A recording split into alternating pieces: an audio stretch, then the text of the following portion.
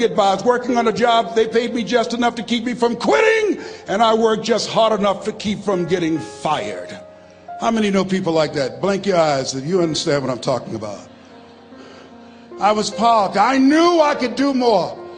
But when my mama died, it took something out of me. When I went through a divorce, it took something out of me. When my best friend died, it took something out of me. I paused. And somebody said that life is like an onion.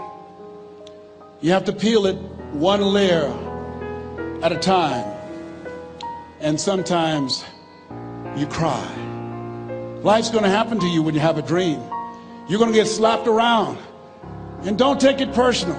Don't ask, why did this have to happen to me?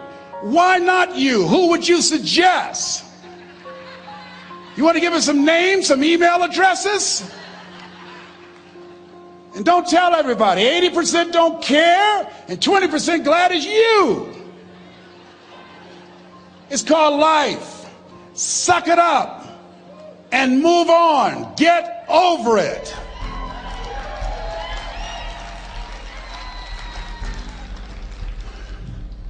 It happens to everybody.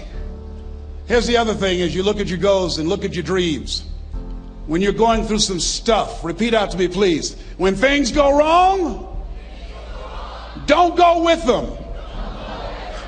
Yes, write that down. When things go wrong, don't go with them. When you're working on a business deal, you're counting on some money. Someone said you will get the loan and it falls through. You have an event and the people that you thought would be there and support you, they don't come through. Or someone turns against you, or you get ripped off. It's going to happen to you. Happened to me. Someone stole all my products, my database, over 180,000 names and addresses.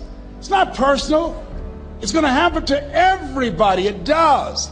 8 out of 10 millionaires have been financially bankrupt. Walt Disney had he filed bankruptcy 7 times and had 2 nervous breakdowns. It's called life.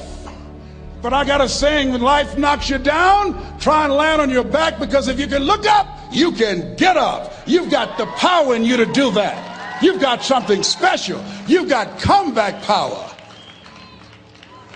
Here's the other thing. Let us say together, it's possible. It's necessary. It's me. Yes, write that down. It's me. Take ownership for your life.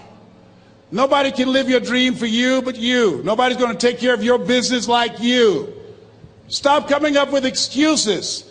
Don't give yourself permission to continue to live a small life. You can't fit a big dream into a small life.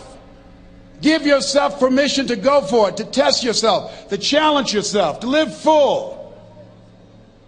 I like the saying, always strive to get on top in life, because it's the bottom that's overcrowded. The reason you're here is because there's something in you that says, I can do more. This just can't be it. There's something in you. There's a calling on your life. There's something in your heart that caused you to get dressed and spend the money to go to seminar after seminar and listen to message after message and speaker after speaker.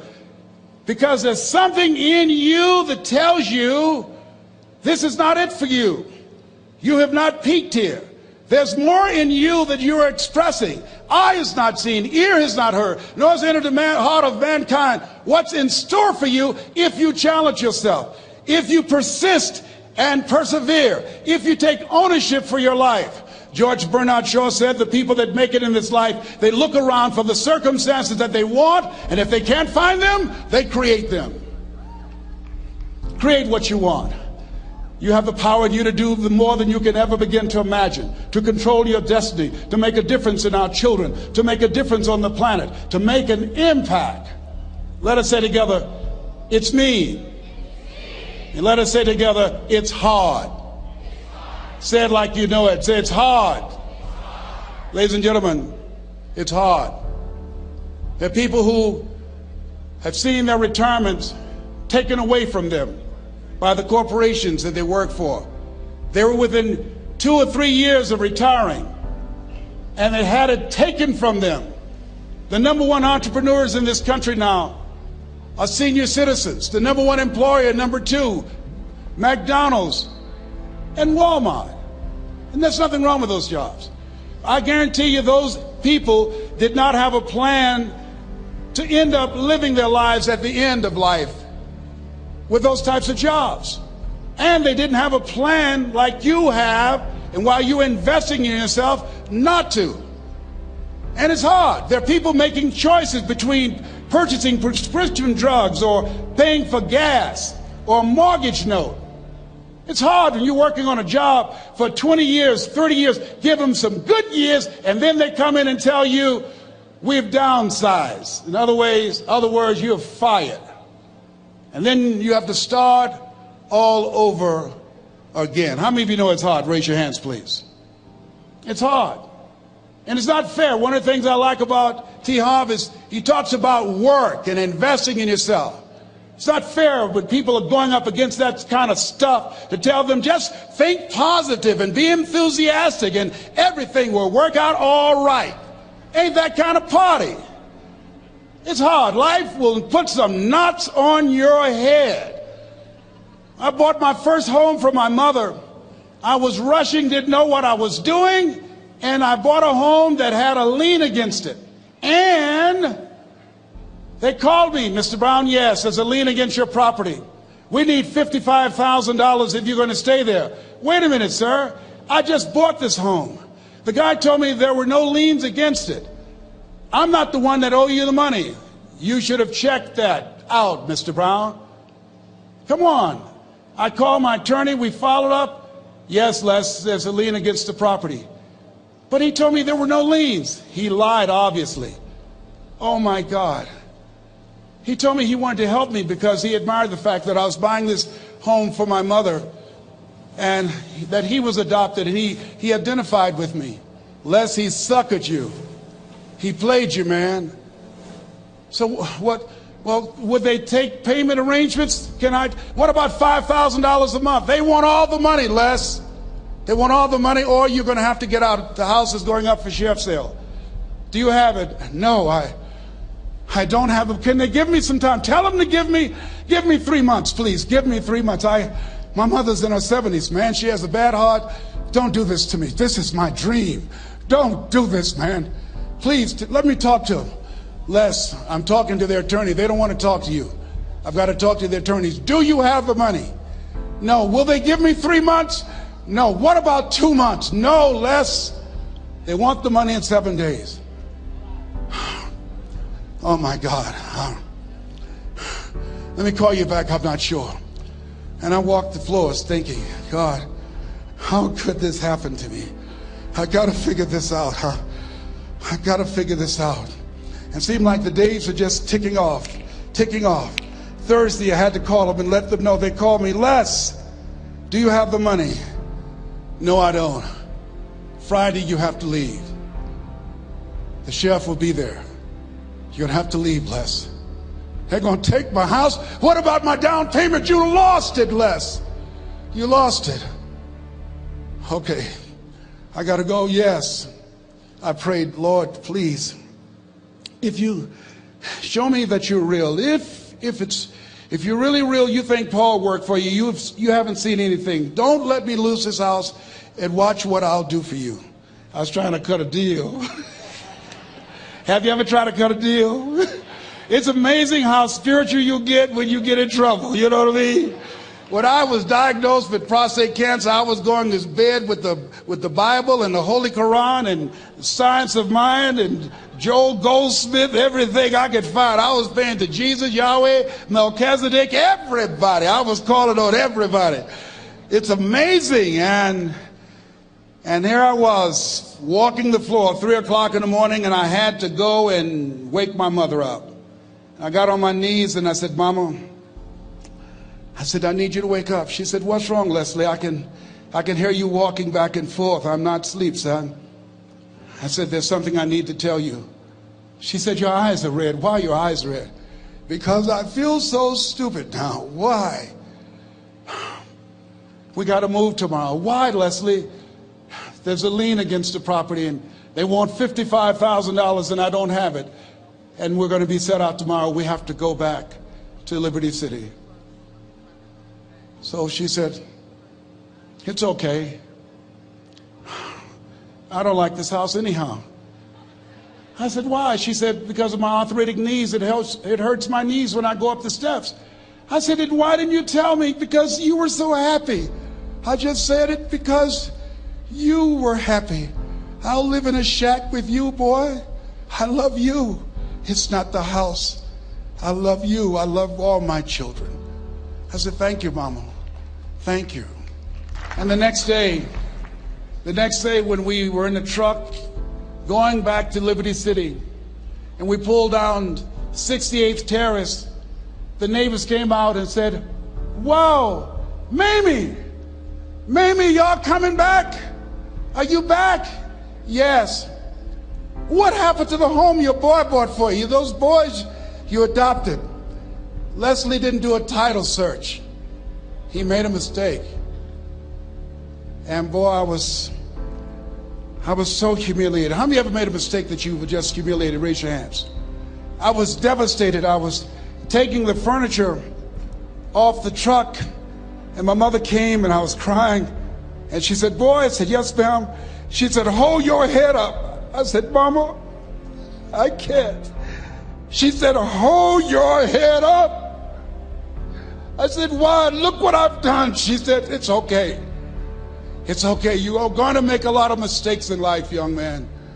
You're going to fail your way to success. You have nothing to be ashamed of.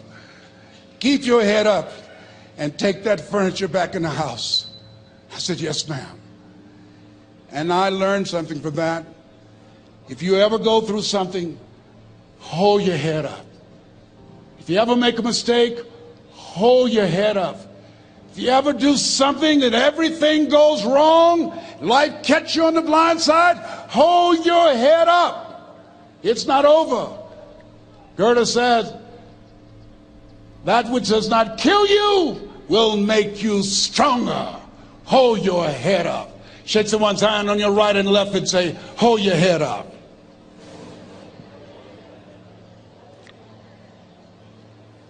Here's something else, ladies and gentlemen. Repeat after me, please. You got to be hungry. Everybody together, you got to be hungry. I'll never forget Mr. Washington said, Mr. Brown, yes, sir. What do you want to do with your life, young man? I said, sir, I want to be a disc jockey. He said, Mr. Brown? I said, yes, sir. He said, you got to be hungry. I said, what do you mean by that? He said, people that are hungry are willing to do the things today others won't do in order to have the things tomorrow others won't have. People that are hungry are willing to invest in themselves. People that are hungry will go to seminars and workshops. People that are hungry are always searching, always seeking higher ground. So how do you want to make it? I said, I want to be a disc jockey. He says, good. Here's what to do. He said, I want you to read 10 to 15 pages of something positive every day. He said, you don't get in life what you want, you get in life what you are. You must program yourself to success. He said, I want you to listen to Earl Nightingale and Zig Ziglar. Listen, faith comes by hearing and hearing and hearing. He said, I want you to change your relationships.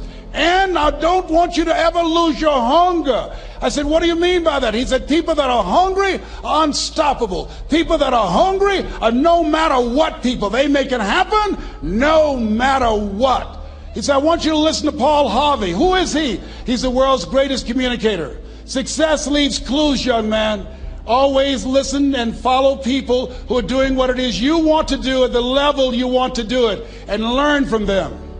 I told T. Hobb when we were standing by the stage, I said, hey man, I want to work more with you. I want you to coach me. I want to learn from you. See, I found you're never too old to learn and you're never too young to teach. Always have a thirst for learning. So I listened to Paul Harvey every day on the radio. While in school, I would go out and listen in his car. He gave me his keys. I was working to develop myself. And I continued to listen to motivational messages, and he would take me to see the late Dr. Norman Vincent Peale, who wrote the book, The Power of Positive Thinking. I toured with him before he passed. You have something special. You have greatness within you. Don't allow your circumstances to determine who you are. Don't allow your negative thoughts to hold you back. You have something special. You can do more than you can ever begin to imagine. Dr. Peel was an incredible man. I admired him when he spoke. He gave me goosebumps. I can feel him in my heart. And I never forget, we were coming back to the school and Mr. Washington said, Mr. Brown, yes, sir. When Dr. Peel spoke, you didn't move. When he spoke, you were hanging on every word. When he spoke, we didn't have to tell you to sit down and be quiet. Why? I said, sir, I could feel him when he talked. I felt like he was talking to me, sir. He said, he was. I said, but he doesn't know me, but he was speaking to you. Did you feel him in your heart? I said, yes, sir. He said, most people feel him in their head. If you felt him in your heart, he said, listen to him, son. Follow him, learn from him. And I would go to seminars and workshops. Anywhere I would find where Dr. Peel was, I would be in the audience. I would drive 200 and 300 miles just to hear him speak. And my dream and vision was to share the stage with him. I thought about it. What is your goal? What is your vision? I want you to hold it in mind. There's some power in that. Because when I became involved in speaking, I never forget, I got a call from Og Mandino, who wrote the book, The Greatest Salesman in the World. He said, Les, I'm stuck in Philadelphia. I need to be in Kankakee. Dr. Norman Vincent Peale is appearing. I can't make it. I heard you're in Chicago. I said, yes, I am. Can you go and open for me? I said, yes, man. Oh, my God. Dr. Peale, I said, yes, I'd love to do it. And I went there and I came. I said, hi, I'm Les Brown. He said, you're not the band of renown? I said, no, I'm Mrs. Mamie Brown's baby boy. I'm here to speak. He said, come backstage. And his wife, Martha, was there. And she said, Papa, Les Brown is here, the speaker. And he said, Les Brown, shoot for the moon. Because even if you miss, you'll land among the stars. I said, sir, that's my quote. I wrote you when I was in the 11th grade. I was a part of a special education class project. That's my quote. He said, I know. I end all my speeches with that quote. And Dr. Peel had a great sense of humor. A young man was backstage and I had so many questions to ask him and my mind froze up, and the young guy said, Dr. Peel, how old are you? And he was up in age. He said, Sonny, I'm 92. The young man looked at him and said, I don't know if I want to live to get 92. He said, that's because you've never been 91. So I did the things that Mr. Washington suggested. I listened to motivational tapes on a regular basis. I would go to seminars and workshops whenever Zig Ziglar and Dr. Dennis Waitley and Jim Rohn would come to town. And I said, sir, what do you want me to do now? He said, Mr. Brown, I've given you everything that I can give you. He said, develop your mind, put your money where your mouth is, continue to learn how to be an effective communicator, because once you open your mouth, you tell the world who you are. And always surround yourself with OQP, only quality people. So I went to apply for a job on Miami Beach. WMBM radio station. Milton Butterball Smith was the program director. Hello, Mr. Butterball. How are you, sir? My name is Les Brown, sir. I'd like to be a disc jockey. He said, young man, you have any journalism in your background? I said, oh, no, sir, I don't. You have any experience in broadcasting? I said, no, sir, but I practice all the time, sir. Let me audition for you, sir. Let me show you how good I am. All I need is a shot, sir. He says, no, we don't have any job for you. How many ever been rejected? Raise your hands, please.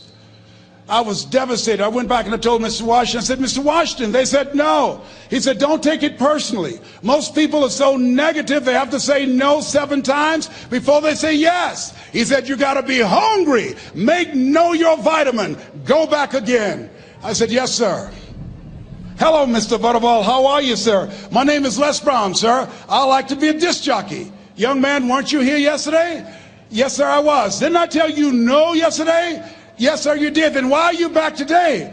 Well, sir, I didn't know whether or not somebody was laid off or somebody was fired, sir. Nobody was laid off or fired. Now, get on out of here.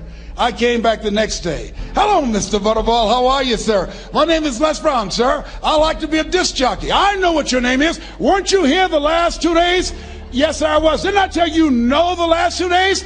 Yes, sir, you did. Why are you back? Oh, sir, I didn't know whether or not someone got sick or someone died, sir. No one got sick or died. No one was laid off a fire. Now don't you come back here again. I came back the next day talking loud, looking happy like I was seeing him for the first time. I said, hello, Mr. Butterball, how are you? He looked at me with rage. He says, go get me some coffee. I said, yes, sir. My favorite book says, the greatest among you will be your servant. How many of you are serious about your goals and dreams? Raise your hands. Very good. Write this down.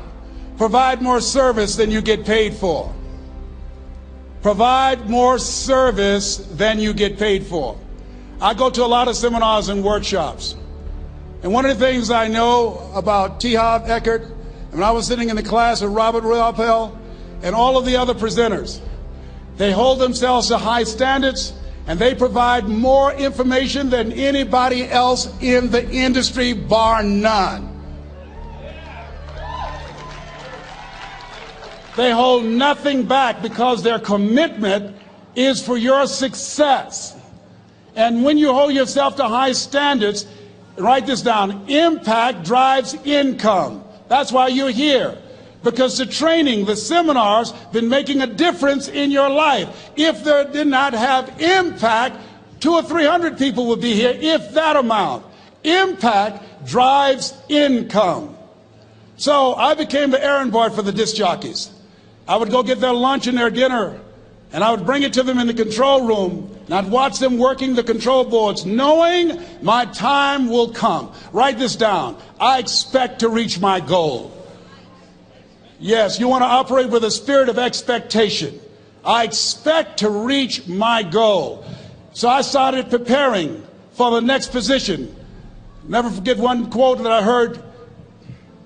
As you look at your life, you look at your goals and dreams. It's better to be prepared for an opportunity and not have one than to have an opportunity and not be prepared. If you expect to reach your goal, prepare yourself now. And so then pretty soon, the guys at the station, they begin to take a liking to me. Write this down. Build relationships. As you're aware, people deal with people that they know, like, and trust. And so they would say, Leslie, yes, sir. Come here, yes. Come outside. Who did this? Oh, your car? Yes. Who cleaned my car? I did, sir. I would wax their cars on the weekend, inside and out. How much do you charge? Oh, nothing, sir. I just wanted to help out. I was providing more service than I got paid for. I was building relationships. They said, whoa, look here. Donna Ross and the Supremes are coming to town. The Four Tops and the Temptations. Here are my car keys. Pick them up for me. Take them to the Fontainebleau Hotel on Miami Beach. I said, yes, sir. I would drive them all over Miami Beach in their big, long Cadillacs. I didn't have any driver's license, but I was driving like I had some. Then one day, it was a Saturday afternoon. A disc jockey by the name of Rockin' Roger was drinking while he was on the air. It was a Saturday afternoon, and I was the only one there. Rockin' Roger got so drunk, he could not complete the show. He started slurring his words. He's about to fall off the chair. And there I was, looking at him through the control room window, walking back and forth, young, ready, and hungry. I was saying, drink, Rock, drink. Drink, Rock. I'd have gone and get him some more if he'd asked me to. Then pretty soon the phone rang. It was the general manager, and I answered the phone. I said, hello? He said, young boy, this is Mr. Klein. I said, I know. He said, Rock can't finish his program. I said, I know. He said, would you call one of the other DJs in? I said, yes, sir. I said to myself, he must think I'm crazy. I called my mom and my girlfriend, Cassandra. I said, y'all come out on the front porch and turn up the radio. I'm about to come on the air.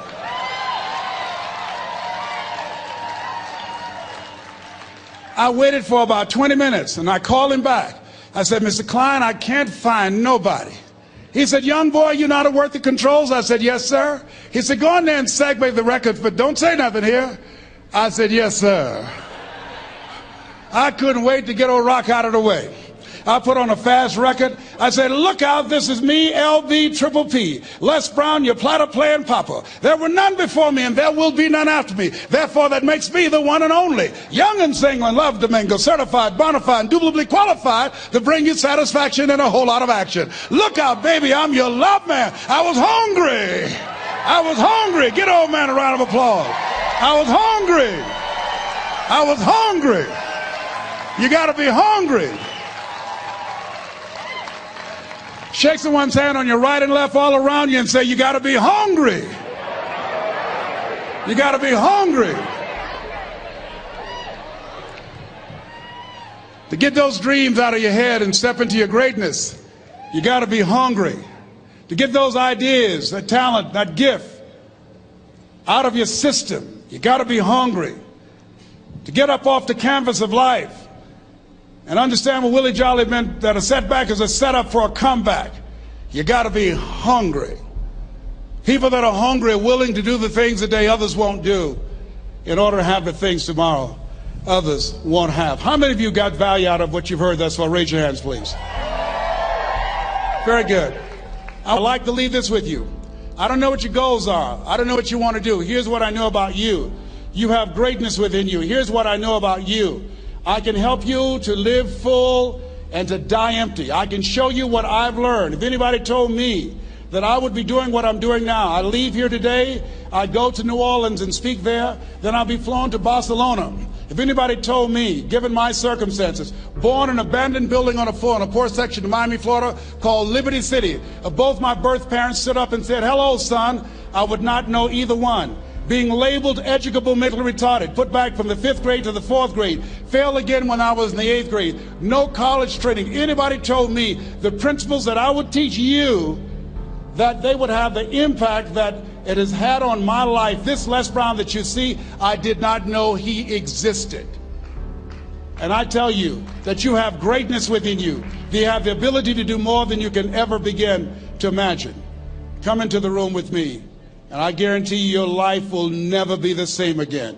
I like to leave this with you. I don't know what your goals are. Mine is to find a cure to autism. Mine is to find a cure to breast cancer and to prostate cancer. Mine is to work with our youth and to reduce the recidivism rate in our prisons and help young people learn how to become an asset to our society rather than a liability. Mine is to train speakers to become great communicators, to speak from their heart, not their heads, and teach them how to impact and create a new conversation so people can see the possibilities of life and overcome the possibility blindness that held me hostage for 14 years. I don't know what your goals are, but here's what I know about you, and I don't know you. You've got greatness within you. And I like to leave this with you, something my mother used to love to hear me say. Leslie, yes ma'am, mama, say that thing for me, boy, that makes me feel good. I dedicate this to you, to the greatness in you, and to the dream that you showed up on the planet to produce. And it's simply this: if you want a thing bad enough to go out and fight for it, to work day and night for it, to give up your time, your peace, and your sleep for it. If all that you dream and scheme is about it, and life seems useless and worthless without it, and if you gladly sweat for it and fret for it and plan for it, and lose all your terror of the opposition for it, and if you simply go after that thing that you want with all of your capacity, strength and sagacity, faith, hope, and confidence, and stern pertinacity,